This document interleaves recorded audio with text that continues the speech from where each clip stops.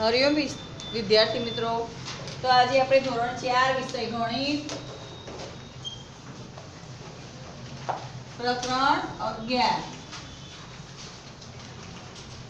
ઘડિયા અને ભાગાકાર. પ્રકરણનું નામ જ છે ઘડિયા અને ભાગાકાર. તો આપણે ઘડિયા અને ભાગાકાર જોઈએ. પહેલા હું તમને પાઠ્યપુસ્તકમાં આપણે જે પેજ નંબર 118 અને 119 ઉપરની પ્રવૃત્તિ દરેક વિદ્યાર્થી મિત્રને આપણે સમજાવી હતી અને એ પ્રમાણે કરવાની હતી. તો દરેકની પ્રવૃત્તિ થયેલી હોવી જોઈએ.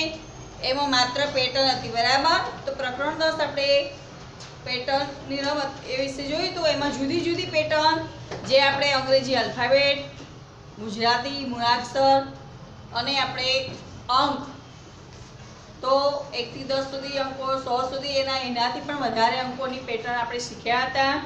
અને એમાંથી જાદુઈ પેટર્ન, જાદુઈ ત્રિકોણ વગેરે બનાવતા તમને સમજાવ્યું હતું અને તમે તમારી નોટબુકમાં પણ દોરાવ્યા હતા.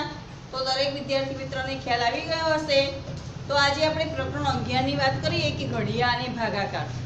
તો હવે તમને મનમાં એવું થવું જોઈએ કે આપણને મેં વારંવાર જ્યારે વિડીયોમાં બોલતા હોય છે કે ઘડિયા તમારા 11 થી 20 સુધી એટલે કે 1 થી 20 સુધીના તૈયાર હોવા જોઈએ.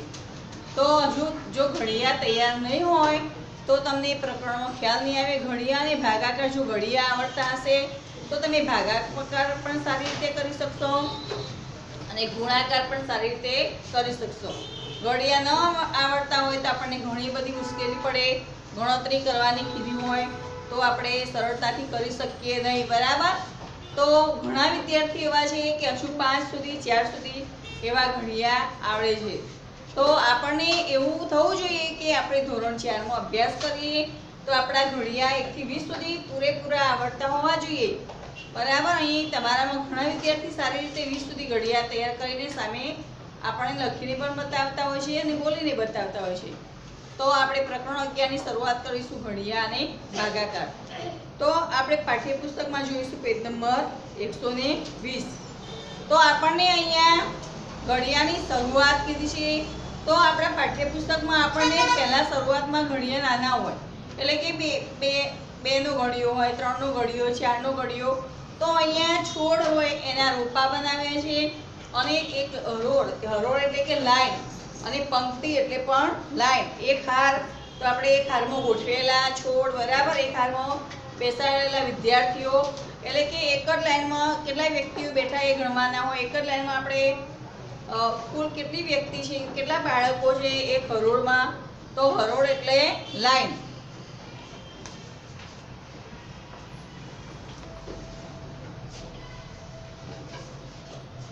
તો અહીંયા આપણે સમજીએ કે શ્યામાનો બગીચો. તો અહીંયા આપણે કુલ પહેલા તો આપણને ત્યાં છોડ ફૂલ આપે છે, બરાબર. તો એના રોપા છે.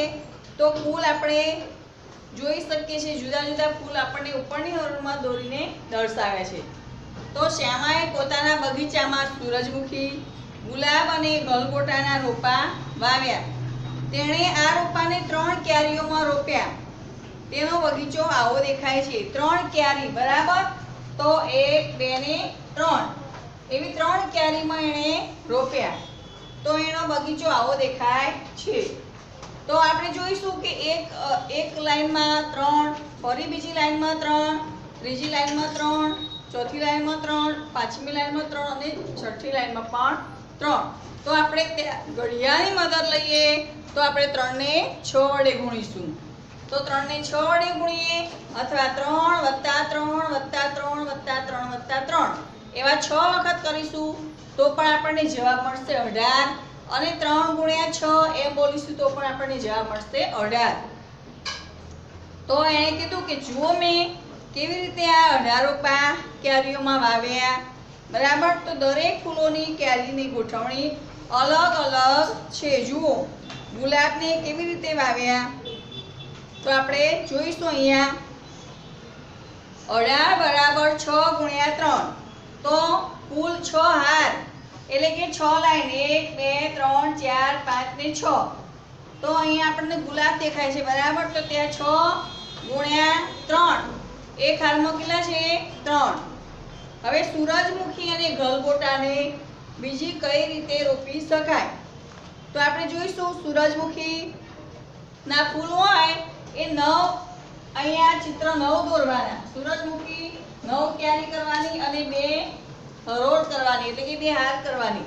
તો ત્યાં આપણે એવી રીતે લખી શકીએ કે 9 ગુણ્યા 2 એટલે કે તે જગ્યાએ 2 હારમાં 9 રોપા છે. બરાબર. 2 ગુણ્યા 9 તો 6 હારમાં 3 રોપા છે. તો અહીંયા 2 હારમાં કેટલા રોપા આવે છે? 9. આવી રીતે આપણને એક ફૂલ દોરવાનું કીધું હોય તો આવી રીતે દોરીએ ગમે તે.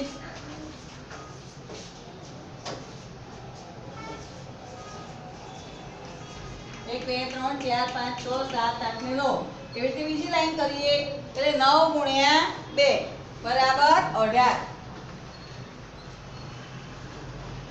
તો હવે 18 ને ફરીથી 18 બરાબર ખાલી જગ્યા ગુણ્યા ખાલી જગ્યા એટલે તે જગ્યાએ ખાલી જગ્યા હારમાં. તો હવે આપણે 2 લખીશું, અહીંયા લખીશું 6 ગુણ્યા 3 તો 6 હાર અને 3 રોપા. અથવા આપણે 3 ગુણ્યા 6 લઈએ તો કેટલી હાર કરવાની? 3.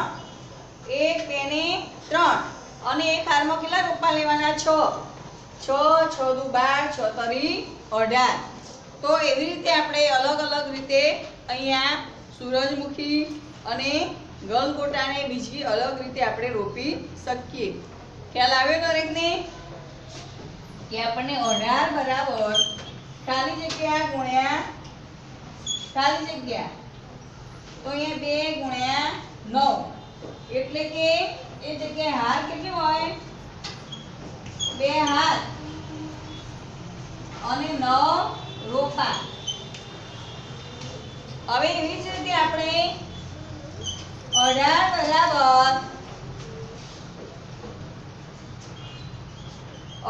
બરાબર અહીંયા લખીશું 3 ગુણ્યા 6 એટલે કે જગ્યાએ 3 હાર અને 6 રોપા. બરાબર. 3 હાર હોય એટલે કે 3 લાઈન હોય કે 1 લાઈન 2 લાઈન 3 લાઈન બરાબર. પંક્તિ પણ કહી શકીએ અને લાઈન પણ કહી શકીએ. તો હવે જોઈશું તો તમે પણ આવી રીતે તમારો પોતાનો બગીચો બનાવી શકો છો અને બગીચો દોરો જેમાં ફૂલોની ક્યારીમાં કુલ 48 રોપા. તમને કેટલા રોપવાના કીધા? 48. તો તમે 48 રોપાને કેવી રીતે આપણે કરી શકીએ એ પણ આપણે જોઈશું. અને જ્યારે કહેવામાં આવે ત્યારે જ નોટબુકમાં લખવાનું. બરાબર. અહીં સમજાવું છું એટલે અત્યારે નોટબુકમાં લખવાનું નથી. જ્યારે હું સૂચના આપું કે આપણે નોટબુકમાં લખવાનું છે ત્યારે આપણે લખીશું. તો હવે 48 રોપાની વાત કરી તો આપણે 48 રોપાને કેવી રીતે કરી શકીએ? તો 12 ગુણ્યા 4 એટલે કે એક લાઈનમાં 12 એવી 4 હરોળ તો 12 ચોક 48 થાય. પછી એક જ લાઈનમાં 24 અને એવી 2 લાઈન કરીશું તો 24 ગુણ્યા 2 બરાબર 48. બરાબર. હવે 6 એક લાઈનમાં 6 ગોઠવીશું. 6 દુ 12 એવી 8 લાઈન તો 6 8 48 અથવા એક લાઈનમાં 8 એવી 6 લાઈનો કરીએ તો પણ 8 48. તો અહીંયા તમે ભાગાકાર અને ગુણાકાર અહીંયા શું શીખવાનું છે આપણે? ભાગાકાર અને ગુણાકાર. તો જ્યારે આપણે ભાગાકાર શીખવાના હોય કે ગુણાકાર શીખવાના હોય તો પહેલા આપણને તો ઘડિયા આવડતા જ હોવા જોઈએ. જો ઘડિયા નહીં આવડે તો તમારે શીખવામાં ઘણી તકલીફ પડશે. તો આપણે અહીંયા જોઈશું ગુણાકાર હું ઊભો લખીને બતાવીશ અને કેવી રીતે ગુણ્ય ગુણક અને ગુણનફળ અને ભાગાકાર પણ બતાવીશ. એમાં કઈ સંખ્યા ભાજ્ય કહેવાય, કઈ સંખ્યા ભાજક, ભાગફળ અને શેષ એના વિશે પણ આપણે જાણવું પડે. તો તમને પ્રશ્ન પૂછવામાં આવે તો ખબર પડે. તો આપણે લખીશું અહીંયા કે 12 ગુણ્યા 4 બરાબર. અહીંયા લખવાનું સમજૂતી કરીને તમારે પહેલા સમજવાનું છે, હાલ લખવાનું નથી. હવે અહીંયા 12 ગુણ્યા 4 તો તમે અહીંયા નીચેનો અંક 4 નો ગુણાકાર 2 સાથે તો 4 નો ઘડિયો 2 સુધી બોલો તો 4 દુ 8. 4 નો ઘડિયો 1 સુધી બોલે એટલે 4 એકા 4. તો અહીંયા 12 કઈ સંખ્યા કહેવાય? ગુણ્ય. જ્યારે જે સંખ્યાને ગુણવાની હોય ને ગુણ્ય, જે બીજી સંખ્યા વડે ગુણવાની હોય એ ગુણક, અને અહીંયા 48 ગુણનફળ. તો આપણે આવો પ્રશ્ન પૂછ્યો હોય 12 × 4 બરાબર 48 માં ગુણ્ય કઈ સંખ્યા છે? બરાબર. તો આપણે જવાબ લખીશું કે 12 ગુણ્ય સંખ્યા છે. હવે આપણને એવો પ્રશ્ન પૂછ્યો હોય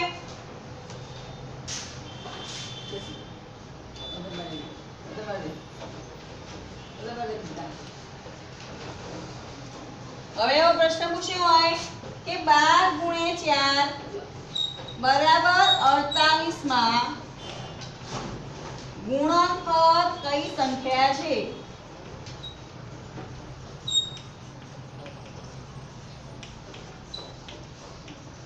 તો જવાબ લખીશું આપણે કે 48 ગુણનફળ છે. કોણ મોડલો ચાલુ છે અહીંયા? અહીં જો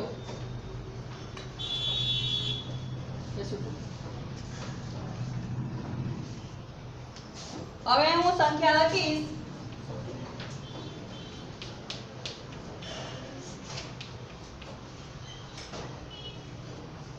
ઓગણીસ ગુણ્યા 5 બરાબર 95 માં ગુણક કઈ સંખ્યા છે? તો હવે આ લખેલા બધા બરાબર ગુણ્ય, ગુણક અને ગુણનફળ સમજૂતી. તો 12 × 4 બરાબર 48 માં ગુણ્ય એ 12 છે. જ્યારે 12 × 4 48 માં ગુણનફળ આપણને કીધું તો 48 સંખ્યા છે.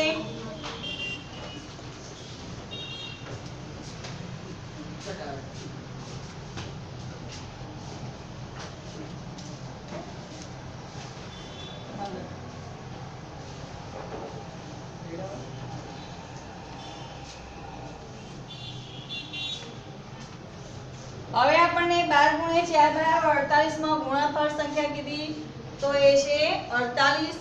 એવી જ રીતે આપણને 19 × 5 બરાબર 95 માં ગુણક કઈ સંખ્યા છે? તો આપણે લખીશું 5 ગુણનફળ, 5 ગુણક છે. તો આવી રીતે તમને ગમે તે પ્રશ્ન પૂછ્યો હોય, મોટી રકમ હોય, માત્ર એવું નથી કે 1 થી 20 સુધી ઘડિયા, કોઈ પણ સંખ્યા કીધી હોય તો એ સંખ્યામાં તમને ગુણ્ય, ગુણક અને ગુણનફળ પૂછ્યા હોય તો આવડતા હોવા જોઈએ.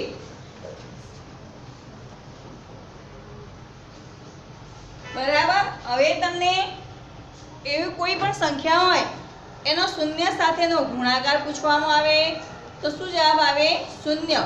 તો કોઈ પણ સંખ્યા સાથેનો શૂન્ય સાથેનો ગુણાકાર, કોઈ પણ સંખ્યા હોય એનો શૂન્ય સાથેનો ગુણાકાર હંમેશા કેવો હોય? શૂન્ય. તો 582 ગુણ્યા શૂન્ય બરાબર શૂન્ય. તો એવી રીતે 45 ગુણ્યા શૂન્ય તો શૂન્ય. હવે આપણને 45 વત્તા શૂન્ય કીધી હોય તો એના એ સંખ્યા આવે. 582 વત્તા શૂન્ય કીધી હોય તો આપણને એના એ જવાબ આવે. પરંતુ અહીંયા ગુણાકાર આપ્યો છે તો કોઈ પણ સંખ્યાનો શૂન્ય સાથેનો ગુણાકાર હંમેશા શૂન્ય જ આવે.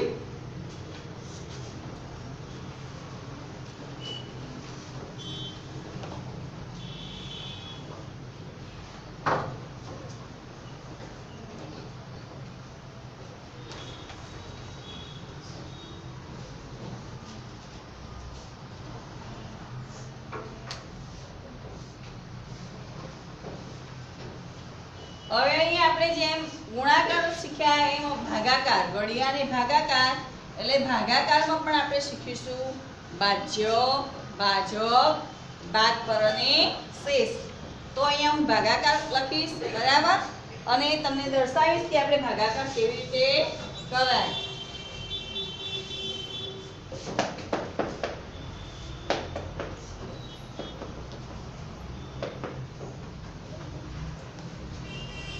આપણે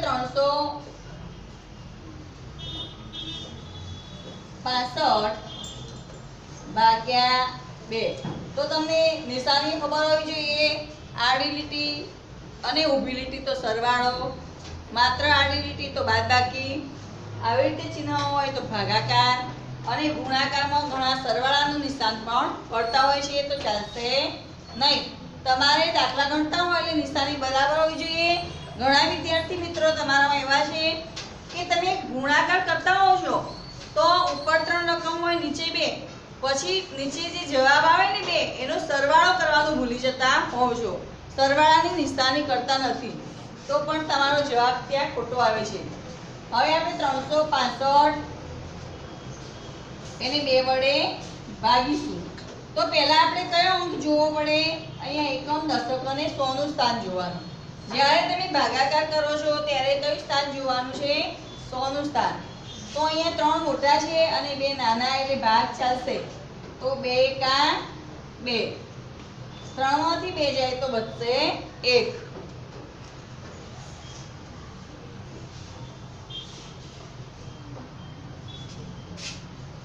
તો આપણે જોવો અહીંયા ભાગાકાર કેવી રીતે થાય. 1 વધે. હવે આપણે 3 માંથી 2 ગયા તો 1 વધે. ઉપરથી આપણે 6 ઉતારીશું નીચે તો બની સંખ્યા 16.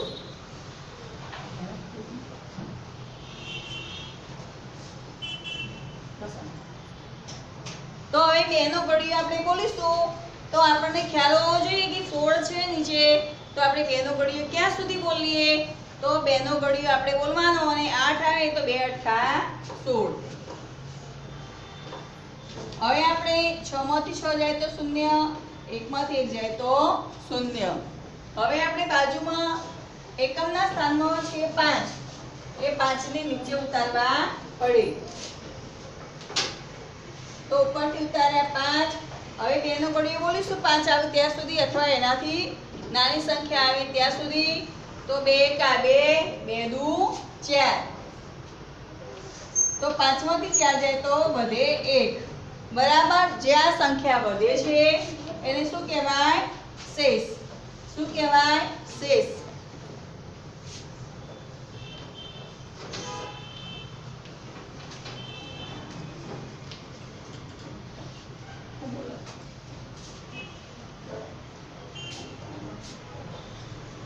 તો અહીં 365 ને શું કહેવાય? ભાજ્ય.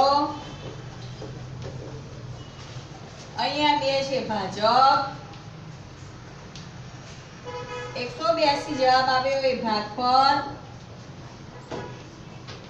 અને નીચે જે વધે એને શેષ. એટલે બધા દાખલામાં એવું નથી હોતું આપણા કે શેષ વધે જ. બરાબર. તો ઘણા એવા દાખલા હોય એમાં શેષ વધે અને ઘણા એવા દાખલા હોય કે જેમાં નિશેષ આપણે કે શેષ વગર પણ ભાગાકાર કરી શકીએ. તો અહીંયા હું લખીશ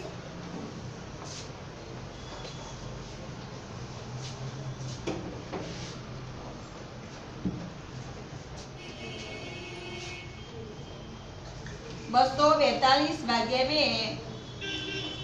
બરાબર. અહીંયા ભાગાકાર કરીને બતાવીશ. 242 ભાગ્યા 2, 2 એકા 2, 2 માંથી 2 જાય તો 0. ઉપરથી આપણે ઉતાર્યા 4. હવે 2 એકા 2, 2 દુ 4. હવે 4 માંથી 4 જશે તો 0. ફરી ઉપરથી આપણે 2 સંખ્યા ઉતારીશું તો 2 નો ઘડિયો 1 સુધી બોલવાનો. 2 એકા 2 અને 2 માંથી 2 જાય તો 0. તો અહીં તમે જોઈ શકો છો કે અહીંયા શેષ વધતી નથી. બરાબર. તો હવે 242 ભાગ્યા 2 બરાબર જવાબ આવશે 121 માં ભાગફળ કઈ સંખ્યા છે? જવાબ જાતે લખવાના છે. આવો પ્રશ્ન પૂછાય કે 242 ભાગ્યા 2 બરાબર 121 માં ભાગફળ કઈ સંખ્યા છે?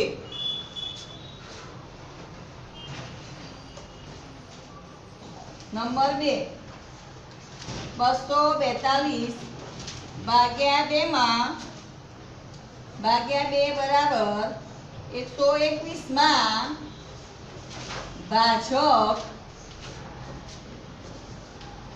કઈ સંખ્યા છે?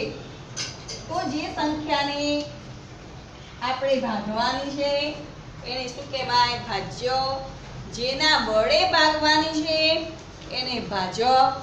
અને જે ભાગવાથી જવાબ આવે છે એને શું કહેવાય? ભાગફળ. તો અહીંયા આપણે જોઈએ છીએ કે 242 ભાગ્યા 2 બરાબર, હવે નંબર 3 અહીંયા લખીશું ઉપર. તમારે આના નીચે જ લખવાનું છે, બરાબર? હું અહીંયા ઉપર લખીશ જેથી તમે જોઈ શકો. તો નંબર 3 242 ભાગ્યા 2 બરાબર 121 માં ભાજ્ય કઈ સંખ્યા છે?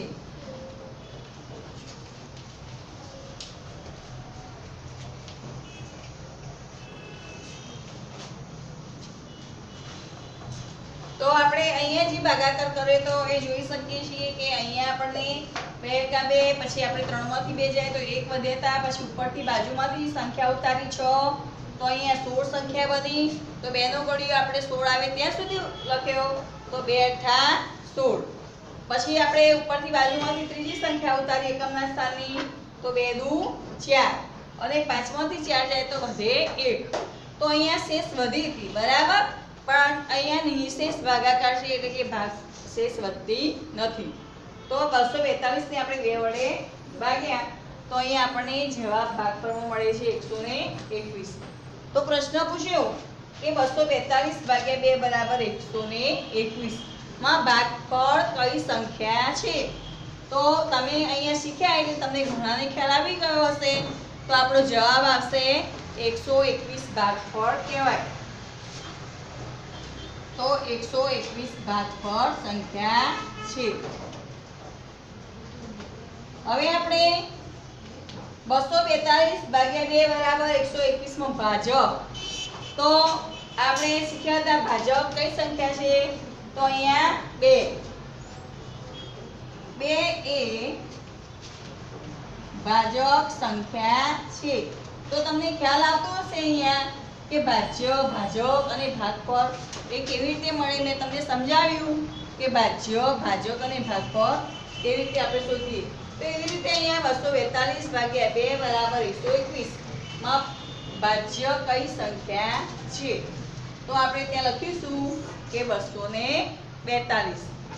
તો અહીંયા લખીશું 242 ભાજ્ય સંખ્યા છે.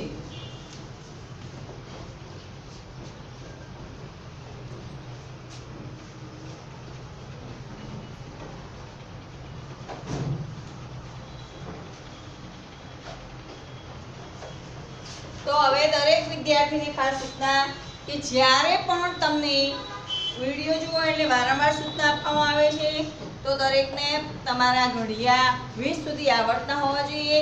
તમારે દરરોજ એક ઘડિયો એમ કરીને 20 સુધીના ઘડિયા દરરોજ તૈયાર કરવાના છે ફરજિયાત. અને જો ઘડિયા આવડશે તો જ આમાં ગુણાકાર અને ભાગાકાર એમાં ઘણા વ્યવહારિક દાખલા પણ આપણે શીખવાના છીએ. પરંતુ જેમ જેમ આપણે પ્રકરણમાં આગળ વધીશું એમ એમ આપણે ગુણાકાર અને વ્યવહારિક દાખલા પણ શીખીશું અને ભાગાકાર. તો માત્ર આવા નાના ભાગાકાર આપણે નથી શીખવાના કે જે 2 વડે 3 વડે 4 વડે કે 5 વડે થતા હોય. આપણે 12 વડે પણ સંખ્યાને ભાગી શકીએ, 13 વડે, 14 વડે, 15 બરાબર 19 વડે ભાગી શકીએ એવા ભાગાકાર પણ શીખવાના છે. એ માટે આપણને ઘડિયા આવડતા હોવા જોઈએ, બરાબર? આપણે ભાગાકારની રીતે પણ શીખવાના. અને કોઈ સંખ્યા આપી હોય તો એમાંથી જે સંખ્યા ભાગવાની હોય એને બાદ કરતા જઈએ તો પણ આપણે એવી રીતે બાદબાકીની રીતે પણ શીખવાના છીએ. તો દરેકને ખ્યાલ આવી ગયો હશે કે અહીંયા ગુણાકારમાં જે સમજાવ્યું ગુણ્ય, ગુણક અને ગુણનફળ. એવી જ રીતે ભાગાકાર. તો ભાગાકારમાં આપણે શું શીખ્યા? ભાજ્ય, ભાજક અને ભાગફળ અને શેષ, બરાબર? તો ખ્યાલ આવ્યો હશે કે અહીંયા ગુણ્ય, ગુણક, ગુણનફળ કોને કહેવાય? કઈ સંખ્યાને ભાજ્ય કહેવાય, કઈ સંખ્યાને ભાજક કહેવાય, કઈ સંખ્યાને ભાગફળ કહેવાય અને શેષ. તો આપણી વધતી હોય શેષ તો ત્યાં શેષ હોય, નહીં તો આપણે નિશેષ શેષ વગર પણ ભાગાકાર થઈ શકે. તો હવે આપણે પેજ નંબર 120 સુધી માહિતી શીખ્યા. બરાબર. પેજ નંબર 121 ની માહિતી આપણે હવે પછીના તાસમાં શીખીશું.